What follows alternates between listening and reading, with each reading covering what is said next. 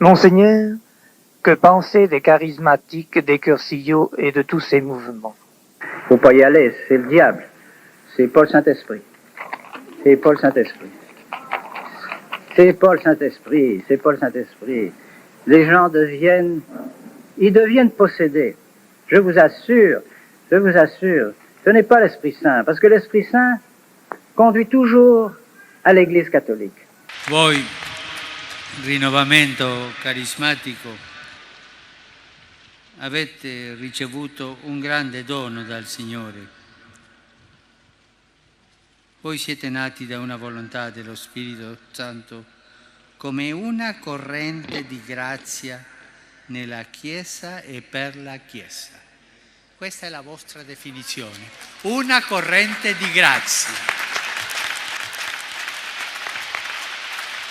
Le charismatisme a commencé chez les protestants, c'est normal. Les protestants se coupent de la hiérarchie, se coupent de l'Église, alors il leur faut trouver quelque chose d'autre. C'est l'Esprit Saint qui les inspire directement pour l'écriture, pour tout. Alors ils ont commencé avec le pentecôtisme, et puis avec le pentecôtisme, c'est devenu le charismatisme chez les catholiques. Ça, c'est abominable, abominable. Una volta, parlando su di loro, avevo detto questa frase. Questi confondono una celebrazione liturgica con una scuola do samba. Questo l'ho detto io, mi sono pentito e adesso credo che questo movimento fa tanto bene alla Chiesa in generale. Credo che i movimenti sono necessari, ma i movimenti sono una grazia dello Spirito. Faut pas y aller, c'est le diable. C'est le diable, c'est le diable, c'est le diable.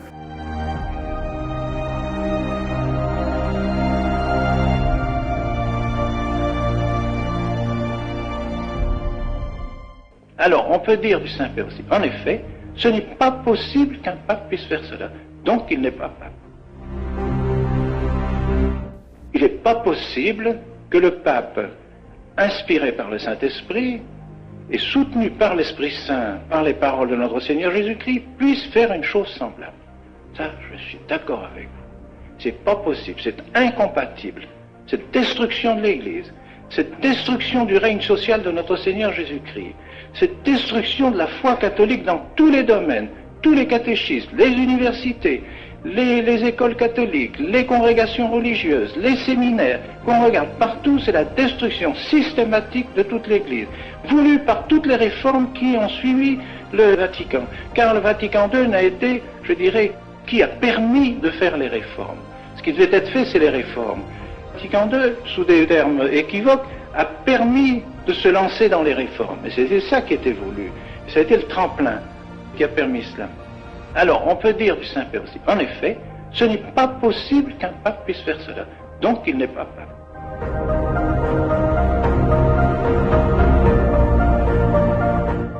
Mais il est possible que nous soyons dans l'obligation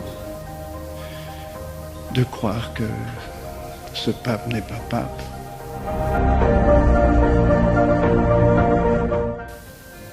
Nous nous trouvons vraiment devant un dilemme grave, excessivement grave, qui, je crois, n'a jamais existé dans l'Église, que celui qui est assis sur le siège de Pierre participe à des cultes de faux dieux. Je ne pense pas que ce soit jamais arrivé dans l'histoire de l'Église. Quelles conclusions devrons-nous tirer, peut-être dans quelques mois, devant ces actes répétés de communication à des faux cultes? Je ne sais pas. Je me le demande. Mais il est possible que nous soyons dans l'obligation de croire que ce pape n'est pas pape.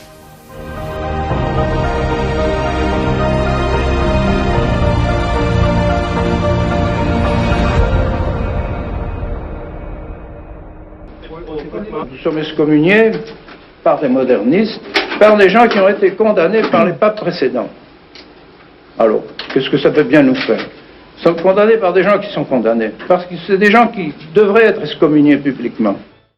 Tous les séminaires sont fermés partout. Alors on veut vraiment en finir avec le sacerdoce catholique, c'est pas possible. Alors ça, je ne le ferai pas, tant pis. Alors vous allez se communier. Si je voulais se communier par une loge maçonnique, Deo gracias.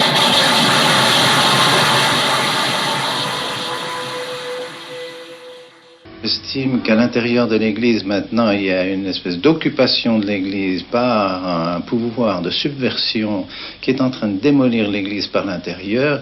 Je pense, mon devoir, de ne pas me soumettre à ce pouvoir de subversion, et on ne peut pas me demander de collaborer à la destruction de l'Église.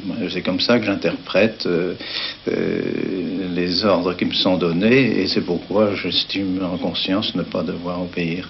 Quelques mots, oui, même si vous nous accordez un évêque, même si vous nous accordez une certaine autonomie par rapport aux évêques, même si vous nous accordez toute la liturgie de 1962, si vous nous accordez de continuer les séminaires et la fraternité comme nous le faisons maintenant, nous ne pourrons pas collaborer. C'est impossible. Impossible. Parce que nous travaillons dans des directions diamétralement opposées. Vous travaillez à la déchristianisation de la société, de la personne humaine et de l'Église, et nous travaillons à la christianisation. On ne peut pas s'entendre. Rome a perdu la foi, mes chers amis. Rome est dans l'apostasie. C'est pas des paroles, c'est pas des mots en l'air que je vous dis, c'est la vérité. Rome est dans l'apostasie. On ne peut plus avoir confiance dans ce monde-là. Il a quitté l'Église, il quitte l'Église. C'est sûr. Ça peut être une hypothèse valable. Elle se découvrira peut-être, je n'en sais rien. Mais si un jour se découvrait, et c'est des choses qui ne sont pas impossibles. Là aussi, il y a eu des apparitions qui l'ont dit, mais ces apparitions ont été reconnues par le Saint-Siège. C'est Fatima, c'est la Salette, qui ont dit que le démon montrait jusqu'au plus haut sommet dans l'Église. Non, c'est rien si c'est le plus haut sommet, ça veut dire le secrétaire d'État que ça s'arrête là, ou bien si ça va plus loin que ça va jusqu'au pape. C'est rien, jusqu'à celui qui se dit pape. Je ne sais pas, mais vous savez, c'est pas une chose impossible. Et les théologiens ont étudié le problème. Les théologiens ont étudié le problème pour savoir si c'est une chose possible, si un pape peut être, par exemple, hérétique et par conséquent serait excommunié et par conséquent tous ses actes seraient illégitimes et invalides. Mais imaginez que le pape ait été inscrit dans une loge maçonnique avant son élection. Il était excommunié. Excommunié, son élection est invalide. Il ne peut pas être pape. Et nous aurions pendant un pape qui ne serait pas pape. À quelle église avons-nous affaire? Moi, je voudrais savoir si j'ai affaire à l'église catholique ou si j'ai affaire à une autre église, à une contre-église, à une contrefaçon de l'église. Or, je crois sincèrement que nous avons affaire à une contrefaçon de l'église et non pas à l'église catholique. Pourquoi? Parce qu'ils n'enseignent plus la foi catholique, ils ne défendent plus la foi catholique. Non seulement ils n'enseignent plus la foi catholique, ils ne défendent plus la foi catholique, mais ils enseignent autre chose. Ils entraînent l'Église dans autre chose que l'Église catholique. Ce n'est plus l'Église catholique. On veut détruire tous les États catholiques. On ne veut plus du règne de notre Seigneur. Eh bien, que l'Église se prête à cette opération gigantesque et démoniaque, invraisemblable.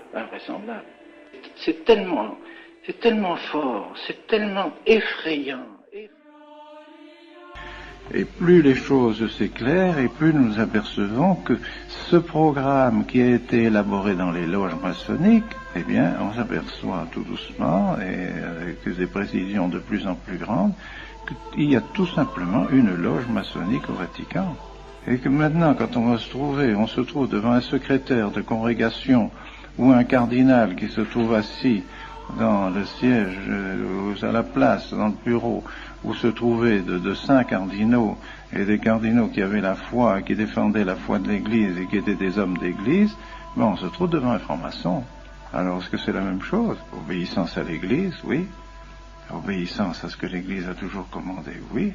Obéissance à la foi de l'Église, oui. Mais obéissance à la franc-maçonnerie, non. Que pensez-vous des anathèmes du Concile de Trente?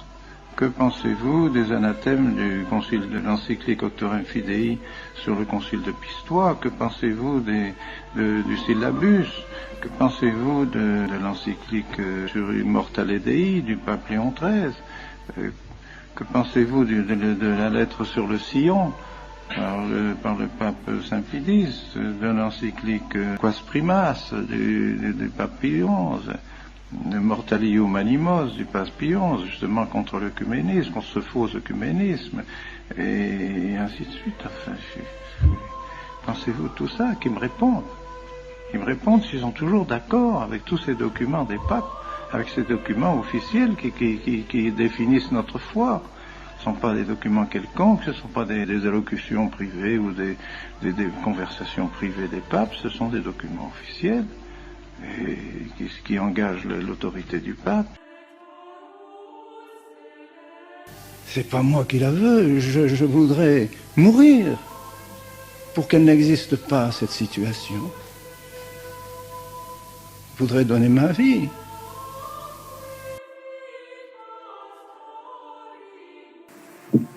Très grave, très très grave. C'est ça qui attire les malédictions du bon Dieu sur notre pauvre monde.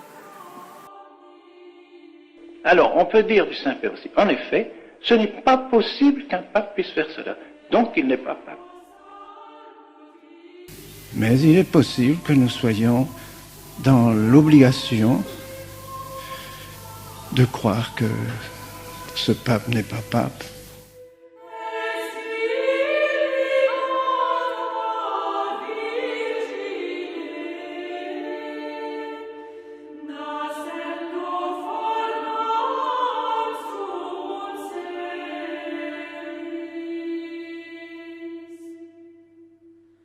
Est-ce qu'on est encore catholique, monseigneur, quand on désobéit de cette façon aussi flagrante au pape? Mais naturellement, parce que le catholicisme n'est pas un fétichisme. Le catholicisme n'est pas le culte du Bouddha vivant, ni la papolatrie, pas du tout. Le pape est le supérieur, le vicaire de Jésus-Christ. C'est entendu. Mais pour accomplir une certaine tâche, de conserver la tradition donnée par l'Église. Car l'Église existait avant le pape.